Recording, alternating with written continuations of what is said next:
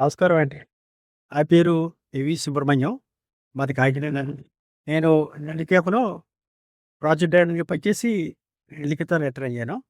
ఈ మధ్య solar power plants ఇంటికి చాలామంది పెట్టుకుంటున్నారు కాబట్టి, వాళ్ళకి కొంచెం అవగాహన ఇద్దామనే ఉద్దేశంతో ఈ వీడియో చేస్తున్నాను. ఈ మధ్య చాలా మందికి బాగా అవేర్‌నెస్ వచ్చింది. సోలార్ సిస్టమ్స్ అందరూ పెట్టుకుంటున్నారు. ఇందులో 2 రకాలు ఉంటాయండి. ఒకటి ఆన్ గ్రిడ్, రెండోది ఆఫ్ గ్రిడ్. ఆన్ గ్రిడ్ అనేది మనకి డైరెక్ట్‌గా సోలారు రేడియేషన్ ఉన్నప్పుడు పవరొస్తది. మన ఇంటికి వాడేసుకుంటూ ఉంటాం. పవర్ లేకపోతే సోలార్ రేడియేషన్ లేకపోతే మనకి పవర్ కూడా ఉండదు. ఆఫ్ గ్రిడ్ అనేది పవర్ ఉన్నా లేకపోయినా గ్రిడ్‌తో సంబంధం లేకుండా మనకెప్పుడు కూడా పవరు బ్యాటరీలో స్టోర్ అయ్యి పనిచేస్తది. ఆఫ్ గ్రిడ్ అనేది కొంచెం ఎక్స్‌పెన్సివ్ అనమాట. ఎందుకంటే బ్యాటరీ మీద పూర్తిగా ఆధారపడి ఉంటది కాబట్టి బ్యాటరీ మెయింటెనెన్సు, బ్యాటరీ లైఫ్ అయిపోయిన తర్వాత ఆ లైఫ్ అయిపోయిన బ్యాటరీస్ తీసేసి కొత్తవి ఇవ్వడం కాస్ట్‌లీగా ఉంటది. ఇవి ఎక్కడ ఇంక పవర్ లేని చోట అంటే ఐలాండ్స్‌లోను, కొండ మీద లేదా అడవుల్లోను పవర్ సోర్స్ లేని చోట పెట్టుకుంటారు. అందరికీ ఇప్పుడు పవర్ అందుబాటులో ఉంటుంది కాబట్టి, మన పవర్ బిల్ తగ్గించుకోవడం కోసం ఆన్ గ్రిడ్ రూఫ్‌టాప్ పెట్టుకుంటున్నాం. మా ఇంటికి ఆన్ గ్రిడ్ రూఫ్‌టాప్ 5 కిలోవాట్ పెట్టుకున్నాం. అది చూడండి. ఈ సోలార్ ప్యానెల్స్ ఉన్నాయి కదా! వీటిలో కూడా ఒక 3, 4 రకాలు ఉంటాయండి. పోలీక్రిస్టలేను, మోనోక్రిస్టలేను, మోనోపెర్క్, బైఫేషియల్ ఇలా 4 రకాల సోలార్ ప్యానెల్స్ ఉంటాయన్నమాట. ఒక్కోదానికి ఒక్కో సామర్థ్యం ఉంటది. నేను పెట్టుకునేది మోనోకర్క్. ఇది ఉన్న వాటిలో కొంచెం సామర్థ్యం ఇది. ఈ మధ్య బైఫేషియల్ అని వస్తున్నాయి. బై అంటే ఇరువైపులా బైఫేషియల్ 2 వైపులా సోలార్ రేడియేషన్ తీసుకుంటదనమాట. పైభాగంలోను వస్తది. కింద కూడా వస్తదనమాట. ఆ విధంగా ఇప్పుడు ఎక్కువ మంది పెట్టుకుంటున్నారు. దాంట్లో కొంచెం పవర్ జనరేషన్ ఎక్కువొస్తది. ఆ సోలార్ ప్యానెల్స్ మీద సోలార్ రేడియేషన్ పడినప్పుడు అది డీసీ కింద కన్వర్ట్ అవుతుంది. ఆ డీసీని ఈ లోపలున్న ఇంటిదే ఇన్వర్టర్ అనేది ఏసీ కింద కనెక్ట్ చేసి, మన మీటర్ దగ్గరి ఎలక్ట్రికల్ లైన్స్‌ని మిక్స్ అవుతదనమాట. మనం సోలార్ రేడియేషన్ ఉన్నంత సేపు కూడా మన ఇంట్లో అన్నీ కూడా వాడేసుకోవచ్చు. సోలార్ పెట్టుకున్నాం, ఏసీ పనిచేస్తదా అనేది కాదు. పగలు మనకున్న పవరంతా డైరెక్ట్‌గా మనం వాడుకుంటాము. పవరు పోయినప్పుడు మాత్రం ఎలక్ట్రికల్ డిపార్ట్మెంట్ పవర్ వాడుకుంటాం. అంటే రాత్రేమో నైట్ టైమ్ మనకి సోలార్ రేడియేషన్ ఉండదు కాబట్టి, నైట్ టైమ్ ఎలక్ట్రికల్ పవర్ వాడతాం. డే టైమ్ సోలార్ రేడియేషన్ ఉండదు కాబట్టి, డే టైమ్ కొంత సోలార్‌తో పవర్ వాడేస్తాం. సపోజ్ మనం డే టైమ్ ఏదన్నా ఊరు వెళ్ళామనుకోండి, మనం పవర్ వాడుకోం కాబట్టి, ఈ పవర్ అంతా కూడా ఎలక్ట్రికల్ గ్రిడ్‌కి ఎక్స్‌పోర్ట్ అయిపోయి, ఎలక్ట్రికల్ డిపార్ట్మెంట్ వాళ్ళకి ఎన్ని యూనిట్లు మనం జనరేషన్ చేసామో, ఎంత ఎక్స్‌పోర్ట్ అయిపోయినది వాళ్ళకి రికార్డ్ అవుద్దనమాట.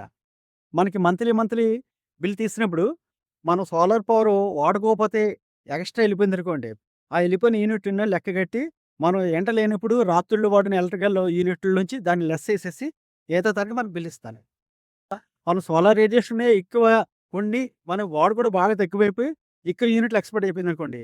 ఎక్స్‌పోర్ట్ అయిన దానికి ప్రతి నెల రీడింగ్ తీసినా కానీ, 3 నెలలకి ఒకసారి గవర్నమెంటు మనకి మొట్టమొదటి అగ్రీమెంట్‌లో ఎంత ధర అయితే ఇస్తారని ఒప్పందం పడిందో, ఆ ధర ప్రకారం ఇస్తారు. నేను పెట్టిన సిస్టము 19లో పెట్టాను. 2019లో. అప్పుడు ఎక్స్‌పోర్ట్ చేసే యూనిట్‌కి రూ. 4.43 ఉండేదనమాట. తర్వాత సోలారు ఎక్స్‌పోర్ట్ కాస్ట్ తగ్గిపోయిందిప్పుడు. ఇప్పుడు ఒక యూనిట్‌కి రూ. 2.9 ఇస్తున్నారు. ఇప్పుడు నాకు ప్రతి నెల కూడా నేను పవర్ వాడుకోగా, నాకు ఎక్స్‌పైర్ అయిపోయిన యూనిట్‌లకి చిమ్మిచిగా నెలకి 700 చొప్పున తిరిగి ఎలక్ట్రికల్ డిపార్ట్మెంట్ నాకు పెంచేసారు.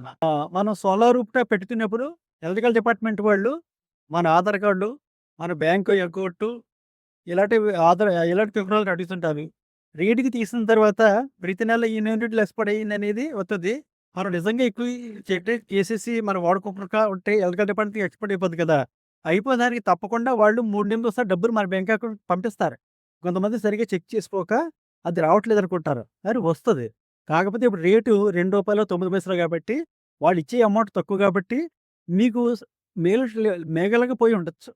మరి నాకు ప్రతి నెల కూడా 700 చొప్పున అమౌంట్ నాకు తిరిగి వస్తుంది. 3 నెలలకోసారి వస్తుంది. ఒకసారి 6000 వస్తుంది. ఒకసారి 3000 వస్తుంది. ఒకసారి 8000 వస్తుంది. తప్పకుండా డిపార్ట్మెంట్ పవర్ మనకి డబ్బులిచ్చేస్తారు.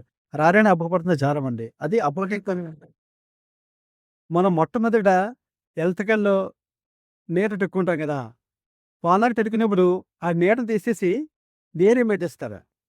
ఈ మీటర్‌ని ఏమంటారంటే బై డైరెక్షనల్ మీటర్ అంటారు. లేక నెట్ మీటర్ అంటారు. ఈ మీటర్ వల్ల మనకి ఏం తెలుస్తుందంటే సోలార్ పవర్ జనరేషన్ అయిన తర్వాత ఎన్ని యూనిట్లు మనం డిపార్ట్మెంట్ ఎక్స్‌పోర్ట్ చేసామో, ఎలక్ట్రికల్ పవరు డిపార్ట్మెంట్ నుంచి మనం ఎన్ని యూనిట్లు ఇంపోర్ట్ చేస్తున్నామో అనేది ఈ మీటర్ ద్వారా మనకు తెలుస్తది. అందుకని ప్రతి ఇంటికాడ గూడా పాత మీటర్ తీసేసి ఎలక్ట్రికల్ డిపార్ట్మెంట్ వాళ్ళు ఈ కొత్త మీటర్ పెడతారు. మనం సోలార్ రూఫ్‌టాప్ పైన చూసాం గదా! ఆ సోలార్ రూఫ్‌టాప్‌కి 2 ఎర్తింగ్ ఉంటాయి. ఒకటి ఏసీ ఎర్తింగు, ఒకటి డీసీ ఎర్తింగు. 2 కూడా సెపరేట్‌గా ఉండాలి.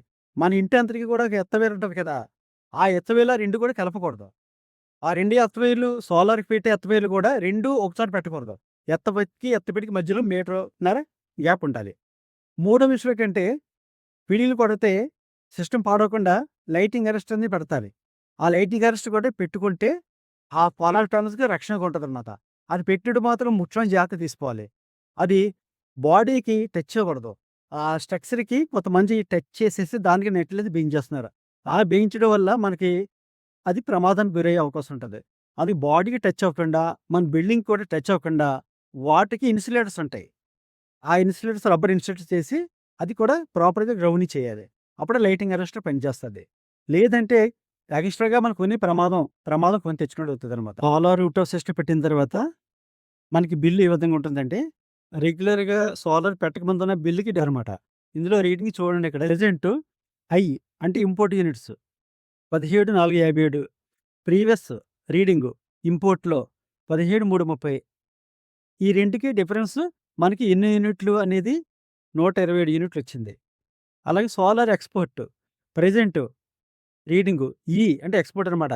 11,601 ప్రీవియస్ కిలోవాట్‌లో ఎక్స్‌పోర్ట్ ద రీడింగు 11,195 డిఫరెన్స్ ఎంత? 406 యూనిట్లు. ఇన్ని యూనిట్లు నేను ఎక్స్‌పోర్ట్ చేశాను. 127 యూనిట్లు నేను ఇంపోర్ట్ చేసుకున్నాను. ఈ 406లో 127 తీసేసి 279 యూనిట్లు మైనస్ కనిపిస్తుంది కదా! అన్ని యూనిట్లు నాకు మిగిలాయి. ఈ మిగిలిన యూనిట్లన్నీ కూడా ఎలక్ట్రికల్ డిపార్ట్మెంట్ ఎక్స్‌పోర్ట్ అయిపోద్దనమాట. ఆ ఎక్స్‌పోర్ట్ అయిపోయిన యూనిట్లకి వాళ్ళు రూ. 4.49 చొప్పున నాకు 2,292.97 నాకు వాళ్ళు ఇస్తారు. ఇక్కడ రికార్డ్ చేశారు. ఈ విధంగా ప్రతి నెల రీడింగ్ తీసిన తర్వాత టోటల్ అమౌంట్ ఒకసారి మన బ్యాంక్ అకౌంట్ ట్రాన్స్‌ఫర్ చేస్తారు.